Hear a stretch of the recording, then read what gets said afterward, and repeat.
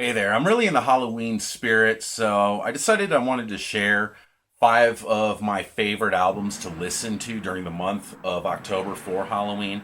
Now, these aren't my top five Halloween albums, they're just five that I really like to listen to, and I listen to every October, every year when it comes around. So I'm going to share them with you. They're in no particular order, so I'm just going to go right into it. Five albums. So number five is going to be Misfits, Famous Monsters. Now, granted, Misfits is going to be on this list. How could you not have a Halloween album list without the Misfits? But it may surprise you that I'm not selecting a Danzig era Misfits album.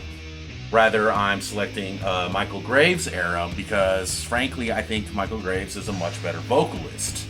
And the thing with Famous Monsters is it has more of a thrash sound to it, which is probably why I like it a lot. And I remember, I think it came out November 1st, 1999, so it actually came out the day after Halloween, but I was still in the Halloween spirit, and, you know, it still looks like Halloween outside, so I listened to the hell out of that album. It's one of my all-time favorite albums to listen to, especially during Halloween. I mean, it's got great Halloween tracks.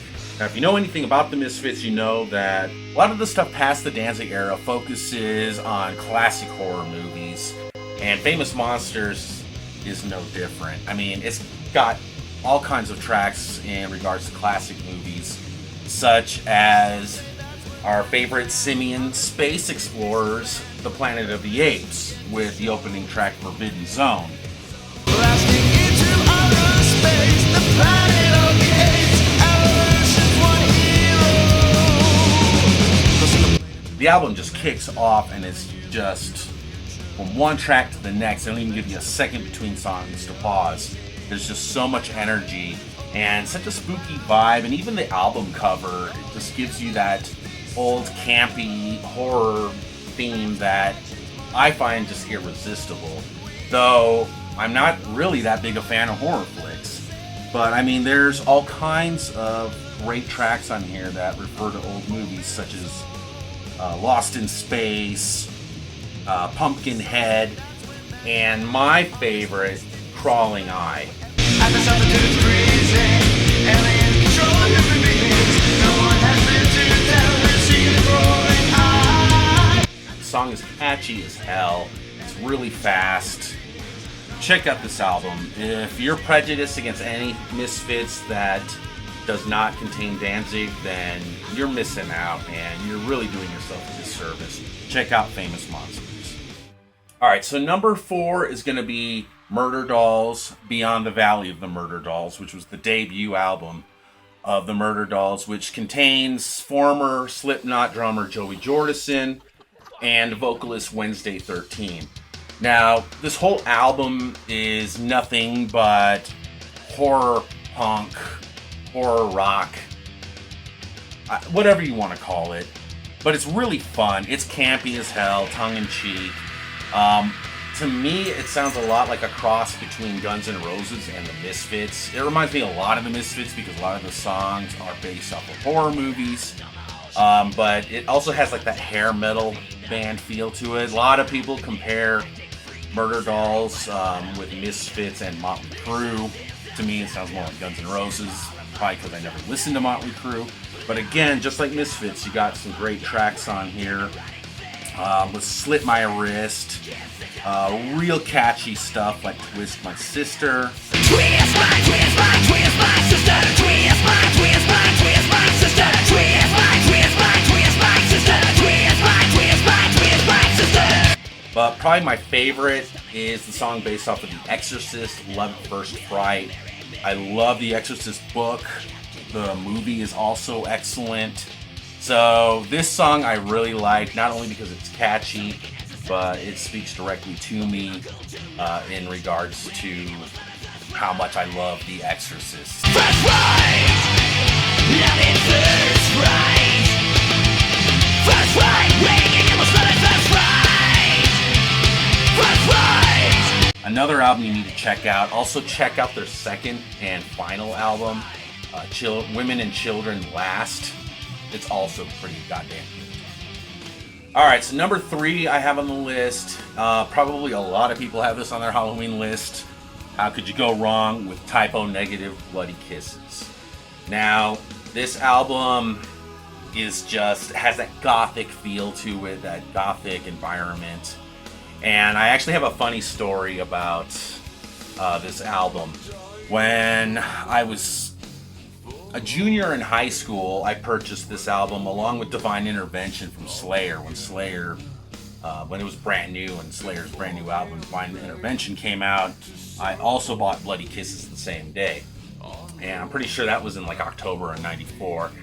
The funny thing about this, though, is that with Typo Negative, I had heard them on the radio.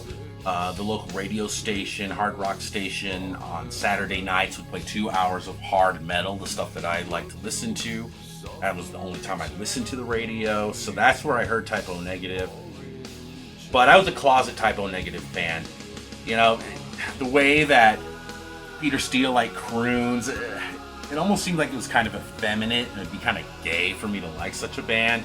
So I never shared that I liked Typo Negative until I was speaking with a friend one day and the subject of Typo Negative happened to come up and I just couldn't take it anymore. And I was like, you know what? I like Typo Negative, and I actually bought Bloody Kisses. And it's funny, my friend's like, so did I. And my friend also didn't want to admit that he listened to Typo Negative. So once we got that out in the open, we didn't care anymore, and we still love Typo Negative to this day. So, funny story. But I mean, there's some great songs. Christian Woman, Too Late Frozen was always one of my favorites. Too late for apologies.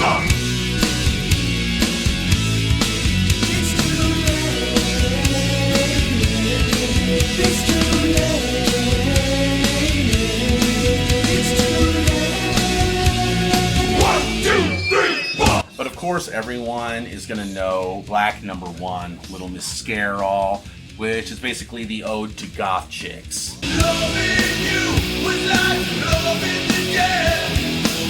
Was like loving the dead. So, if you haven't listened to Bloody Kisses, then get out from under that rock, put it in, because from start to finish, the album is epic. Alright, so number 2 is a classic. And this album comes from TSOL, True Sounds of Liberty, with their amazing masterpiece, Dance With Me.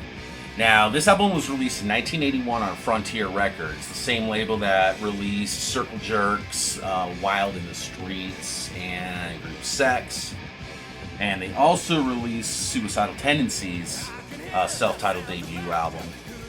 But Dance With Me is a one-of-a-kind album because back in the day, back in the early 80s when punk was starting out, bands wanted to sound completely different from each other. It's not like today's punk where everyone just recycles each other's music, and it's just, frankly, it's gotten pretty stale.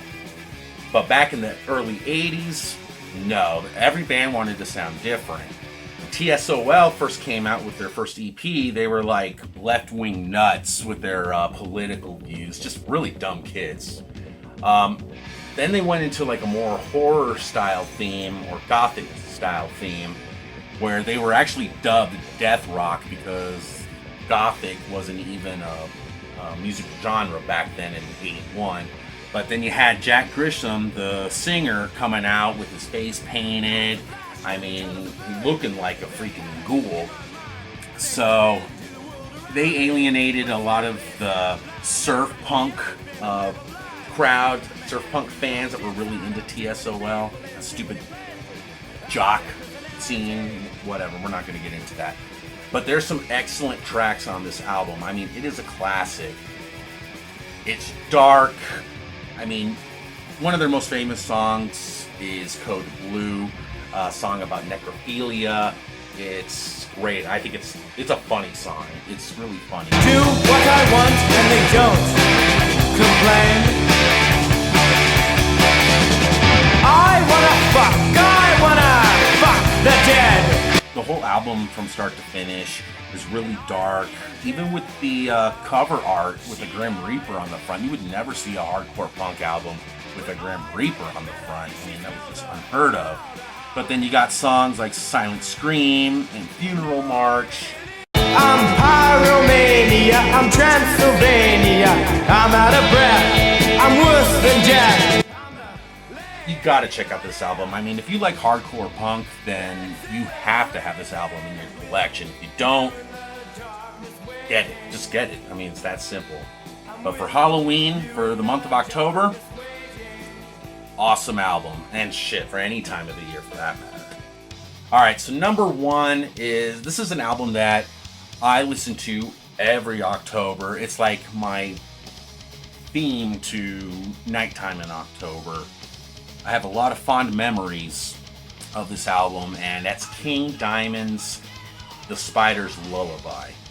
Now, it's not the best King Diamond album, but it's excellent. I mean, it's got Halloween written all over it. You put it in, you picture yourself in a haunted house or a haunted mansion with ghosts, and I mean, it just puts so many horror images in your head. It's just excellent. I mean, they got all kinds of great songs from Killer, which is like about a serial killer. Moonlight is one of my favorite tracks. It's just catchy as hell, and it's really eerie. And I just picture like a graveyard in the moonlight. It's just awesome.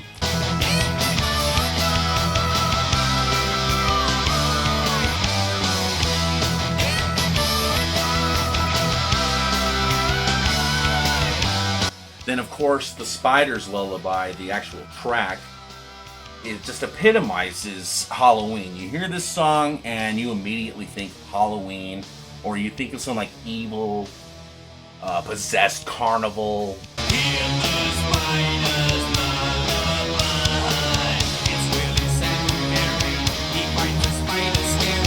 It's awesome. I mean, you can't go wrong with King Diamond's The Spider's Lullaby if you want a haunting soundtrack for Halloween. So I definitely recommend listening to all 5 of these albums. I also recommend listening to Wednesday 13 solo stuff, such as Transylvania 90210. That's also a great album. Doing his solo stuff after the Murderdolls. And obviously anything from Typo Negative is going to be good. Misfits, you can't go wrong. But these are 5 albums that I personally love to listen to every October, every Halloween time. It just gets me pumped and amped for the holiday. And hopefully this will help a few others maybe add some great Halloween albums to their collection to bust out once a year, and hopefully more than once a year. But this will definitely set the mood for you, right? The whole month of October. So thanks for watching. I'll come up with some more videos, some more albums. If you guys have ideas for stuff for me to do, go ahead, throw them down here in the comments. But again, I'd like to say thanks for watching. Stick around. See you later.